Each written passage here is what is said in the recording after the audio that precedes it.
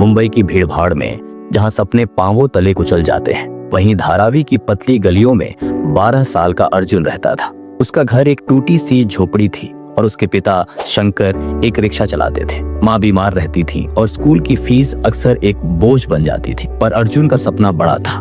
वो एक वैज्ञानिक बनना चाहता था।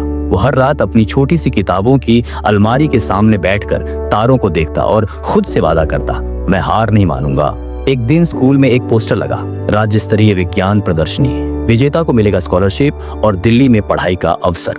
अर्जुन की आंखें चमक उठी। यह उसका मौका था। पर तुरंत ही डर ने दस्तक दी। उसे प्रोजेक्ट के लिए सामान चाहिए था, तार, बैटरी, लकड़ी और एक मॉडल की लागत कम से कम Rs 2000 थी। उसके पिता महीने भर में Rs 6000 कमाते थे, जिसमें से आस से तो घर चलाने में ही चले जाते। बेटा, हम ये खर्च नहीं उठा सकते, शंकर ने थके हुए स्वर में कहा। तेरे सपनों से मुझे कोई ऐतराज नहीं, पर अभी घर चलाना जरूरी है। अर्जुन का दिल टूट गया।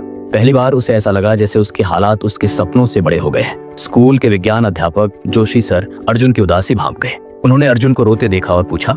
जब उसे सारी बात पता चली, उन्होंने मुस्कुराकर कहा, तू कोशिश कर, बाकी मैं देख लूंगा, तू सिर्फ प्रोजेक्ट बनाना शुरू कर। जोशी सर ने अपना वादा निभाया। उन्होंने पुराने सामान से मॉडल के लिए चीजें जुटाई, अपने दोस्तों से थोड़ी मदद ली और अर्जुन को प्रोत्साहित करते रहे। जब अर्जुन मोहल्ले में अपने प्रोजेक्ट पर काम करता था, कुछ लोग हंसते थे, अरे रिक्शा वाले का बेटा वैज्ञानिक बनेगा। पर अर्जुन ने जवाब नहीं दिया। वो जानता था कि सपनों को आवाज नहीं, मेहनत चाहिए। अर्जुन ने अपना मॉडल सौर ऊर्जा से चलने वाला पानी शोधक यंत्र प्रदर्शनी में पेश किया। वहां उसके जैसे कई और बच्चे थे जिनके पास उससे कई गुना बेहतर संसाधन थे। जजों ने अर्जुन से सवाल किए। उसने हर सवाल का जवाब आत्मविश्वास से दिया। उसका मॉडल छोटा था पर विचार बड़ा था। हर झुग्गी बस्ती को साफ पानी मिले। अर्जुन और जोशी सर प्रदर्शनी के अंतिम दिन पहुंचे।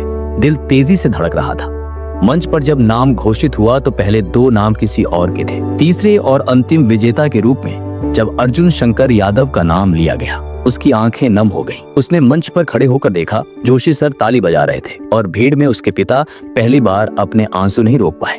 अर्जुन को दिल्ली के एक प्रतिष्ठित विद्यालय में स्कॉलरशिप मिली। वहां उसका दाखिला हुआ और मीडिया में उसकी कहानी छपी। रिक्शा चालक का बेटा बना विज्ञान प्रदर्शनी का विजेता। उसे लैपटॉप मिला, नई किताबें और एक हॉस्टल जहां वह सुकून से पढ़ सकता था।